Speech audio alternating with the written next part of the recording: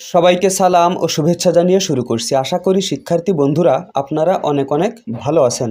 তো আপনারা যারা 2024 সালে এইচএসসি পাশ করেছেন তারা বিভিন্ন বিশ্ববিদ্যালয়ে ভর্তির জন্য প্রস্তুতি নিচ্ছেন। তো আপনাদের মধ্যে কিছু কিছু শিক্ষার্থী বন্ধুরা রয়েছেন যারা বেসরকারি বিশ্ববিদ্যালয়ে ভর্তি হতে ইচ্ছুক।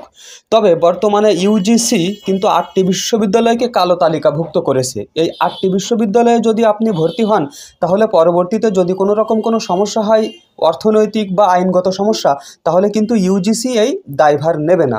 এই কথা উল্লেখ করে কিন্তু কালো তালিকাভুক্তি করে 8টি শিক্ষা প্রতিষ্ঠান বা 8টি বিশ্ববিদ্যালয়কে অন্তর্ভুক্তি করেছে।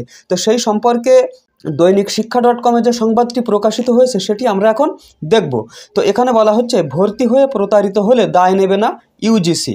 অবৈধভাবে শিক্ষা কার্যক্রম পরিচালনা বা অন্য কোনো অনিয়মের অভিযোগে 8টি বেসরকারি বিশ্ববিদ্যালয়ে ভর্তি কার্যক্রম আগেই বন্ধ করে দিয়েছিল বিশ্ববিদ্যালয় মঞ্জুরি কমিশন ইউজিসি।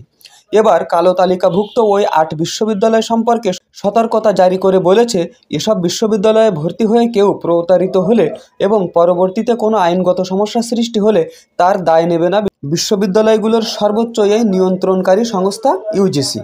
তো এখানে আরও বলা হচ্ছে, ইউজিসির কালো তালিকাভুক্ত বিশ্ববিদ্যালয়গুলো হলো IBAIS university, America Bangladesh university, the university of Comilla, Victoria university of Bangladesh, central university of science and technology, southern university Bangladesh, Darul Ihsan বিশ্ববিদ্যালয় ও কুইন্স ইউনিভার্সিটি।